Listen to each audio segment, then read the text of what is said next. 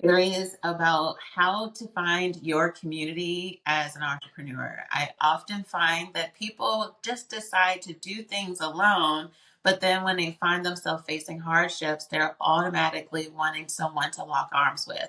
So today, I'm super excited about having a conversation with Kate so that we can dig into the power of community and why associations can potentially be that missing piece that is in your universe as being an entrepreneur so that you can have success and not have to do it alone. So thank you so very much for being a yes today, Kate. Thanks, Jesse. So once we get started, I would always love to have people share a little bit about themselves so then people know exactly like who you are and what do you do. What do I do? It depends on the day of the week, the time of the day, and what the weather's like, really. I have the pleasure of serving as the president of the National Association of Women Business Owners, Dallas-Fort Worth chapter. We are a group of women business owners who come together to celebrate and empower each other. And we also advocate for the needs of women business owners. And when I'm not wearing that hat, I am the president of Cadence Studios, which is the event planner's best friend when it comes to AV services. I'm also a wife, a mother. I have a black belt in Taekwondo that I got in May. So if I can do it, you can do it too. I enjoy reading, long walks on the beach, and drinking a nice glass of wine at the end of the day. So that's kind of about me in a nutshell. Perfect. And so we actually met at a party fest here in Dallas. Mm-hmm. I went to just meet some really cool business owners. I figured what's the best place to go when I'm an entrepreneur in the event planning space if I want to find out what are some good resources out there, companies and things like that to align with. And for those of you that are new to this channel, hello, my name is Jessie. Green Eyed Ambition is really a platform where I like to talk about all of the unsexy things about running a business. I have been an entrepreneur now for 14 years, and I love to just really bring up topics that you often don't hear people talking about when it comes to entrepreneurship, because my true heart passion is for more people to have success. But sometimes them having success is by learning what is really going on inside a business so that you don't feel as if you're doing something wrong or what you're experiencing is a one person experience. In reality, we all go through it in different places and spaces. On here, I often talk about the power of networking, and that's why where most of my guests, I meet them is because I'm out here meeting people. I think sometimes when we first start out business, in the beginning, it's like, oh, I can't tell no one, and I got to do this by myself, and we kind of like head down and try to go through this journey by ourselves. But at some point you realize like I need to have community to be able to grow. And just even if it's just a friendly conversation, or it might be that breakdown in tears and like, oh my gosh, everything feels like it's falling apart. And they can say, just relax. No, it's not. This is common. And here's how you go about navigating through it. So I would love for you to share, Kate, a little bit about your organization and how it came about. So NAWBO, we're a national organization. We have about 50 chapters around the country. There's not one in every state, but there's about 50. We got 4 here in Texas, which is awesome. So in 1975, a bunch of women business owners got together in DC. And they started having conversations with policymakers about the way that the rules that they were making were impacting their business. And if you think back to 1975, women couldn't really own businesses the same way that we can today. 1988, so in my lifetime, which blows my mind, but in 1988, NAWBO worked with, bipartisan organization, bipartisan legislation to propel women business owners forward with HR 5050, which allowed women business owners to open a bank account without a male co-signer. Again, blows my mind that this had to happen in my lifetime. Yeah. I wasn't that old, but still, I was, that's crazy. So The DFW chapter of NAWBO has been around for 40 years. We celebrate our 40th birthday next year. And, you know, the chapter size has ebbed and flowed. At one point, we had like 200 plus members. We're at 80 right now. Great, amazing group of women business owners. And kind of like you mentioned, Jesse, we cover so many different industries. We cover so many different backgrounds and years of being a woman business owner. You know, we have some women who are in their second year. You know, I'm in my 10th year. No, I'm in my 11th year. No, I'm not that old. But, you know, I'm in the AV industry, which is a primarily male dominated industry. But, you know, we also have a lot of, you know, marketing people. We have a lot of coaches. We have a lot, you know, so it spans the spectrum. And what's really great about the organization is that it is a community of women. And all we want to do is come together and be resources for each other so that I can say, hey, I have this great friend, Jessie, who is an operations person. She's an event planner. Like she's like me, but cuter. Let me introduce you to her because she's going to change your life. Yeah. That's really what NAWBO is all about. We're not a lead generation organization. We are a community of women business owners who want to be connections to each other and also advocate on behalf of women business owners. And I love that about the organization. I love that there are organizations to help with female founders because when you bring up that statistic, often people aren't present to it. So recent, like I was born in 1981, how recent it is for female entrepreneurship to really even be a thing on a specific scale. So even if someone was in a corporation, they didn't always have C-suite opportunities as well. So it's like we weren't even in the conversation or in those rooms to even know about how to successfully run a business because we just were not included. And I think that by having these communities and organization, what really helps is the fact that you can now lean on other people because sometimes when I hear other founders is like they'll reach out to individuals in their circle of influence and they don't always feel as if they get support and all these different things. And it's not intentional. It's because it's still a new concept. And people will, in your family and circle, it doesn't mean that they mean ill will to you, but sometimes they're like, so when are you going to get a job? Or you ask them for advice and they don't know how to even give you that advice because they're not even in those conversations. And I would love for you to share, like, how has the community been a great space or a safe space for other entrepreneurs to just talk and female entrepreneurs to talk? One of the things that you notice when you've been an entrepreneur for a long time is that it's lonely at the top. Yes.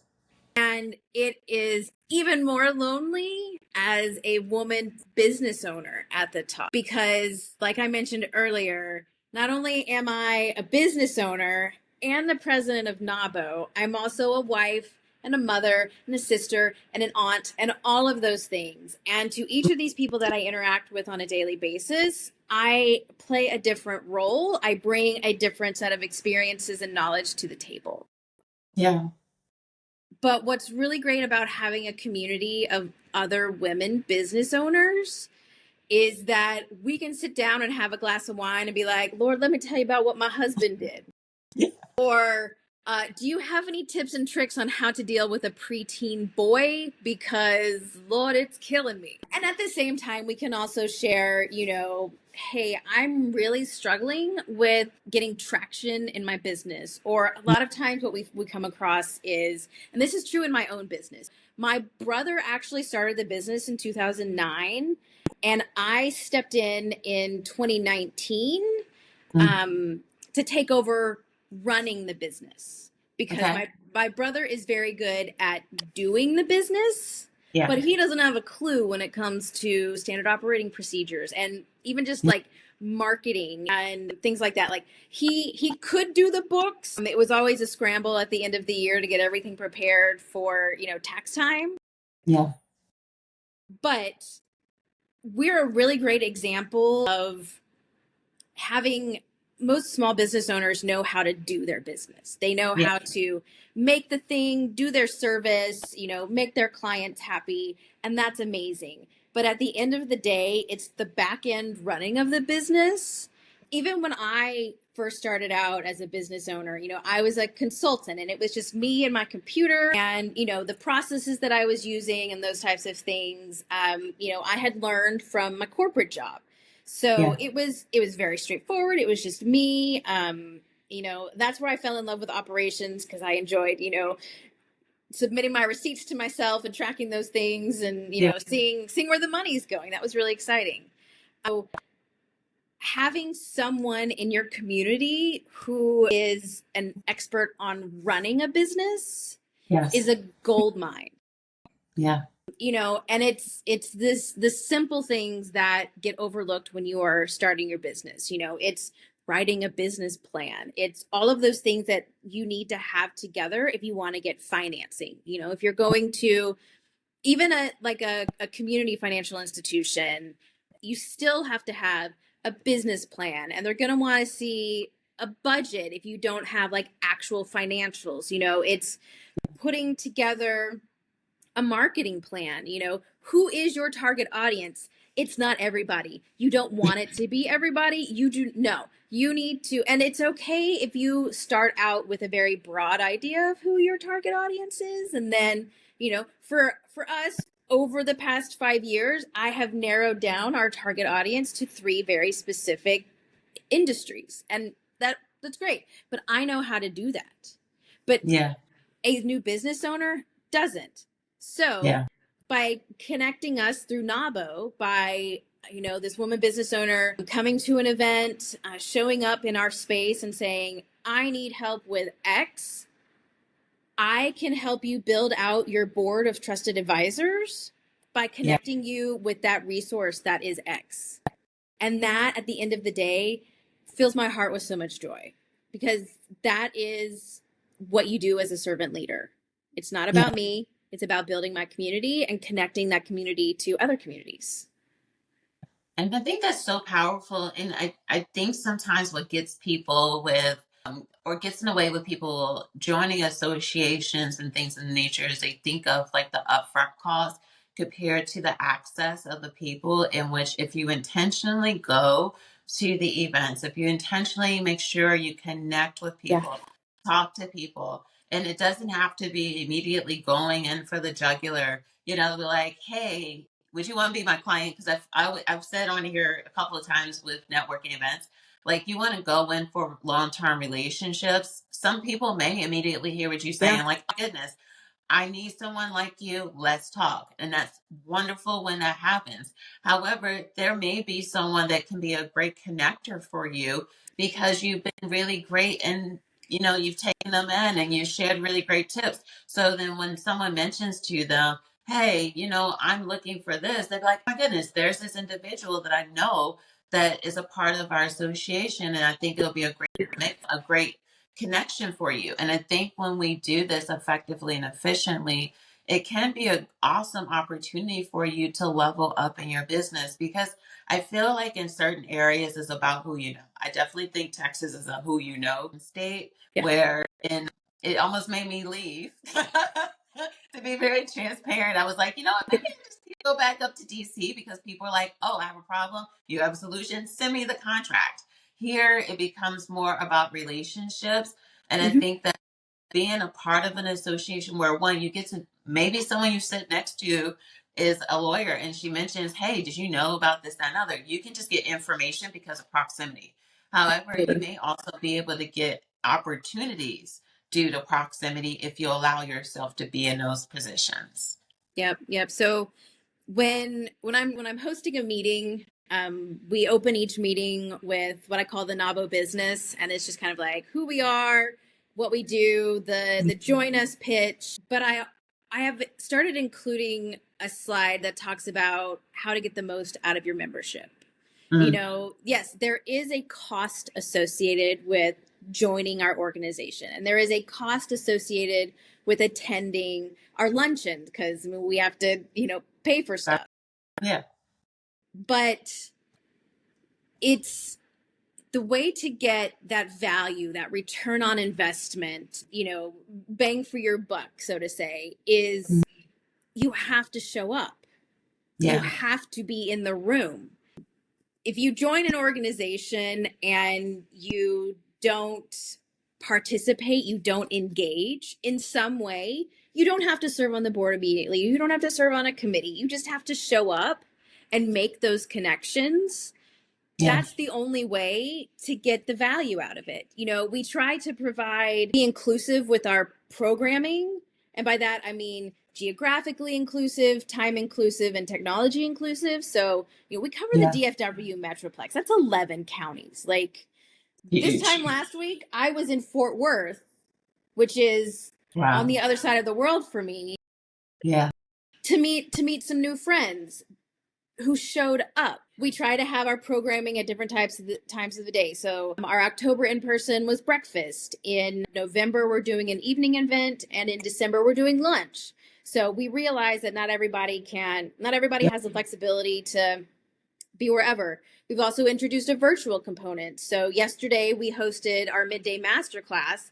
It was about understanding government contracting. Like, I've been doing government contracting for 5 years now, and I learned so many new things. So just providing different ways to get members engaged is kind of what we're trying to do to help them realize that value, to realize that ROI.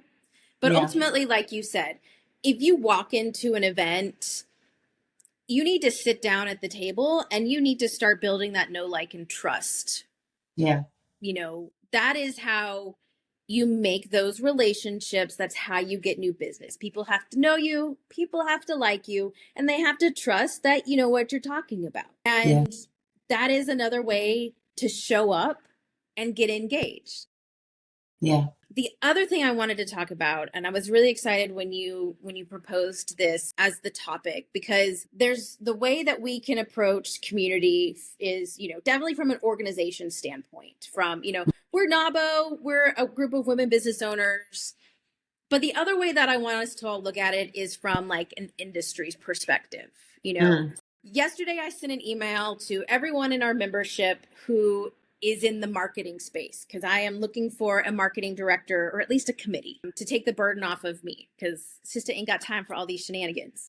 Yes. And the first line of that email was like, I want to introduce you all to each other, because you all operate in the same space, and it's community over competition. Like, there is enough work to go around, and what you might be really good at, I am not really good at. That is not my bread and butter. So having a sister to refer business to is amazing. That's about the community. When I think about my own industry, it's a very, very tiny industry in the Dallas-Fort Worth Metroplex. We all share equipment. We share stagehands. We pass jobs along. We might not be available. It might be too big for us. It might be too small for you. Yeah. That is another very important way of engaging with your community. So NAWBO is an amazing community if advocating for women business owners and building a community of women is important to you. But on the flip side, I would also say look to industry communities. So I was at an event 2 weeks ago, and I met a lady who we kind of been like dancing around each other, and she's in my industry, kind of. But she was like, do you go to these meetings? Are you in this Facebook group? Do you should join this organization, and you'd really get a lot of leads out of this organization. And I was like, sister, where have you been? I need to, it's that community, and helping each other out, helping each other be successful. There's more than enough work to go around. It is a lot of who you know. Yay, Texas and the good old boys club. But how do you get a foot in the door? It's who you know. Yeah. Yeah. And I like the way that you mentioned even about knowing industry. I actually was having this conversation with someone the yesterday, and I feel like in certain stages of entrepreneurship, we almost feel like, oh, we can't trust people. like I keep everything to myself. But eventually, as many years you're in as I am, we're like, no, like let me have a community. I need to know who are my resources, because I was even having a conversation with this some people at the CRM that I often talk about. And one of the things that people do is that they just, if they're not available, then they just turn down the work. And they're like, and the person's like, Jesse, do you just turn down work? I was like, no. I was like, this day and age, I will either find someone that I can put underneath my umbrella so that we can give work, or I'll make sure it goes to someone that I think is going to be a good fit. And like, never am I just saying, good luck, find it out on your own. I'm going to try to find resources. And that's where I'm at in my own journey. Is like, because sometimes what happens is that when we don't go into networking events powerfully, and here's the tip I would give to anyone that's watching. This is something I always share with people when it comes to networking. Any networking event I go to, I aim to connect with at least 10 people. Does that mean that I can have powerful conversations with 10 people? No, it means I'm at least exchanging information. And then, just like what Kate and I did before this, I was like, hey, let's do a coffee and connect. Let me learn a little bit about what you do. Let me see where things make sense. Because sometimes at events, networking events, the music might be loud. After a long game, it's better to, have conversations that you actually can be present to. So I always tell people, think about every networking event you go to, try to connect with at least 10 people. Because the reality is that even if you got one solid person that either is now someone in your circle of influence, or they're now a client, or it's just a great connector for you, you can potentially have 12 great connections in a 12-month period, because 10 to 1 is a ratio. But if you go to a networking event and you only talk to one person, then I'll even with this. So when we went to Party Fest, I had got a bunch of contact information. I can't even tell you the amount of people that I spoke to, either because they did have associations that were for wedding professionals and things like that. Could Yeah. not get them either reply or schedule a time for us to even do a coffee and connect. And there were some people I thought would be great resources inside of my own business. So let's just say I did my thing of talking to 10 people. The only person that I have connected with that has actually done even this virtual live is Kate. And let's be honest about how we actually met. Well, I yes. I pounced on you, and because the shirt you were wearing, and I was like, hey, I know that. Yes. And now here we are. And now here we are. And I think that it speaks so much volumes. Like sometimes what people do is they'll go to one thing and think like, oh my gosh, this didn't work, or I didn't meet anybody. You just have to do the uncomfortable, Yeah. and it gets better with time. Like I legitimately know that most people don't feel comfortable in these environments in general. So if I just go up and start talking to someone or having a conversation, they're not going to be rude, just because they already are uncomfortable. So when you're looking to build a community of people with using associations and going there, you can find people that, like, I love that tip about looking for people that are specifically in your industry, or even look at people that might have things that you can learn from, or just individuals you actually vibe with, because Yeah. that too is helpful. Because I don't want to have a whole bunch of individuals that are in that might be business owners, but I cannot vibe with them, because we got to vibe, because Totally. you know, Totally. The other thing so yes, I am very introverted. I high functioning introvert. I'm gonna go take a yeah, nap after we finish this. yeah, But so networking is a challenge for me, even yeah. after all of these years. But I will tell you a great story. So I own an AV company. We do a lot of things. We get a lot of tickets to events. And I was at a VIP event for a wine stroll or something like that. And my dad was my date. And Mhm. after the event was over, he was like, Kate, I watched you. And you could strike up a conversation with a wall. You were just Mhm. like walking, bouncing from person to person, And here's my trick. I try my hardest not to ask them, like, what's your business? What do you do for a living? I like, Mhm. that's like the ninth question that I ask. I'm always like, what would you be doing if you weren't here right now? Or, did you, always looking for vacation tips and tricks. Like, did you have any great summer vacations? What are you guys doing for the holidays? You know, I try to not approach it with the, hi, my name is Kate. I own Kate Studios. What do you do? Yeah. And I feel like that helps a lot with that know, like, and trust thing. Because I'm not, you know, like, I'm not aiming for the pitch or the sale right Yeah. off the bat. I'm aiming for that connection. You know, Yeah. what is something that we have in common besides the, you know, like, we're here at this thing. Yes. So that's, for me, that's kind of like the game that I play with myself. Like, how many questions can I ask this person before I get tired of searching my brain, and then I lean into the, so what do you do? That question. Because I think that that does help people, because I would say I'm very much similar to you when you say you're a high, what was the term? You're a High high functioning introvert. introvert. I am the same way. Like most people, like you're not introvert. It's like you do not know if I have more than X amount of calls, I am laying on the floor gathering my life back together. Yep. Like I know that by being quiet, it doesn't serve the community in which I want to serve or the people that are on my team. So if it means me doing something uncomfortable and being exhausted afterwards, I will do that any Yeah. day, every day. But am I okay not talking all day? Like, Yeah. Yeah. Days when I don't have to leave the house are like, they're my favorite.